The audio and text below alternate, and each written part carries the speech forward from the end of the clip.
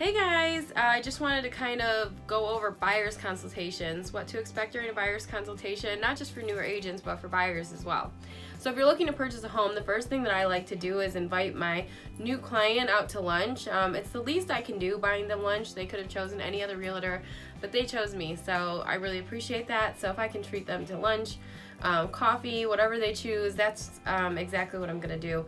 And this is where we sit down and we just go over the full everything. We just kind of get an overview so there's no surprises during the buying process, because that's the worst thing, is when the communication between the client and the agent is not there, and then when wires get crossed, that's when you don't get the best reputation from them or no referrals. And so you just want to make sure you're going over everything.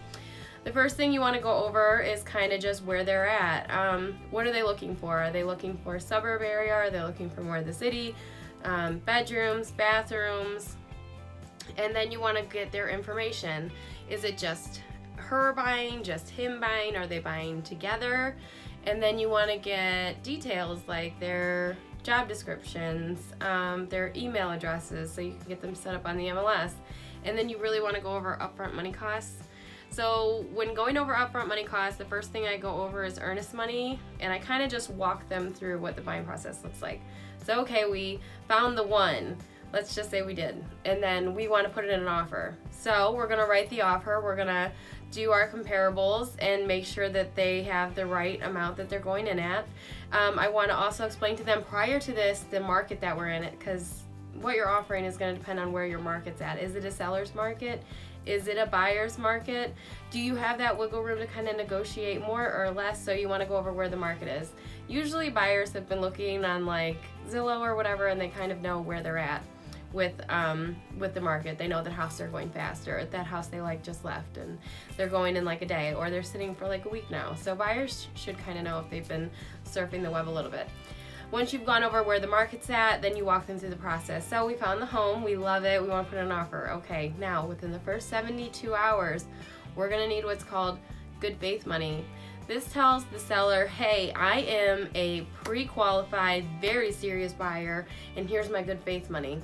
And it's usually around $1,000 in Ohio, and that check just goes right to the title company of your choice, and they hold it there. So it's kind of like having the money held in the bank. They do take it out of your account, but it sits there until the end of the process.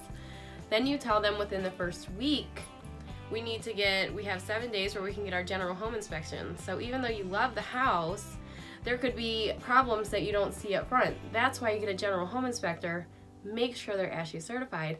Make sure that you have a good home inspector, because you do not want to buy a lemon. So do your due diligence with looking for home inspectors. So within the first week, now we're we're getting our home inspection done.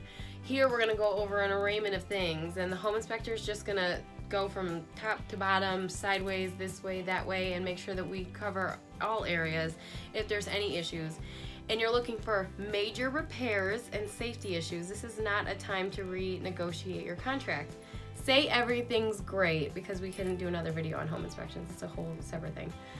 So say everything's great, we're not asking for any repairs. Now we move on to getting the loan process started.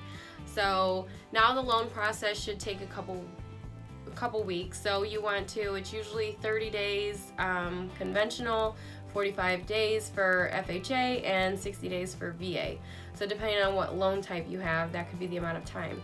But usually within the first 30 days, the loan approval process is being done. You want to make sure you tell your buyer to do their due diligence in getting paperwork in. Any holdup in paperwork to the lender is a holdup in closing. And the last thing your buyers want and you want is to hold up closing, especially for them, because if they're anticipating keys on a certain day, they've maneuvered things around, then we want to make sure that everything's in place to close on that day. Then come time before the closing, you're going to do a final walkthrough. So if there were any repairs asked, or if not, you still get to make sure the house is in the same working order. Now the rest of the money. Okay, so you paid for the general home inspection. That's probably $300.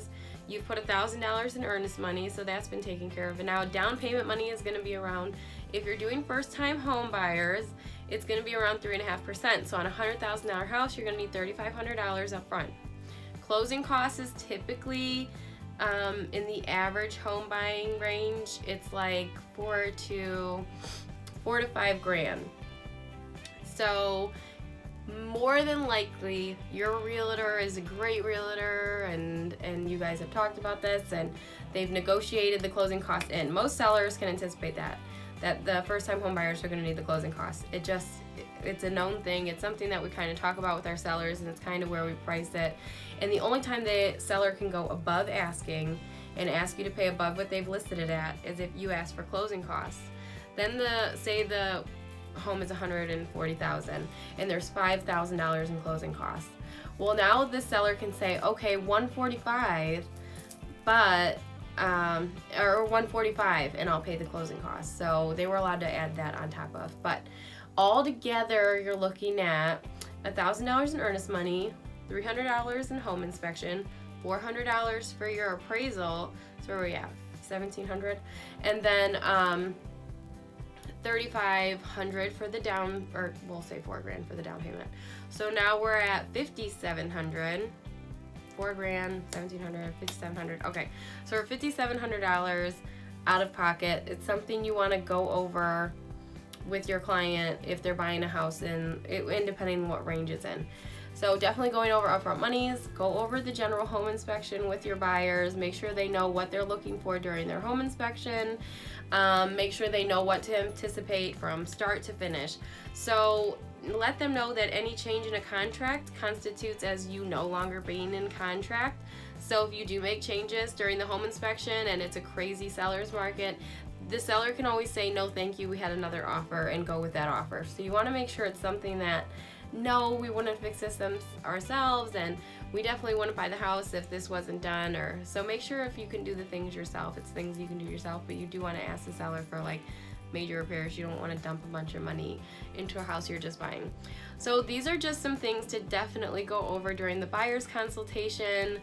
Make sure you're going over upfront monies, general home inspection, make sure you're going over their search criteria, make sure that you've signed them up on the MLS, and make sure everything's kind of gone over, like what is appraisal, what can happen if the deal falls through, what happens then, what if the house doesn't appraise. So these are questions that buyers you should be asking, and agents you should already kind of be offering up the information. If you guys have any more questions on buyer's consultations or what to go over when you're first initially sitting down with a client, please feel free to reach out to me, especially if you're a new agent. I would love to help you. So I'm here if you need me. Again, any questions, drop them in the comments or feel free to message me on social media. All right, thanks guys.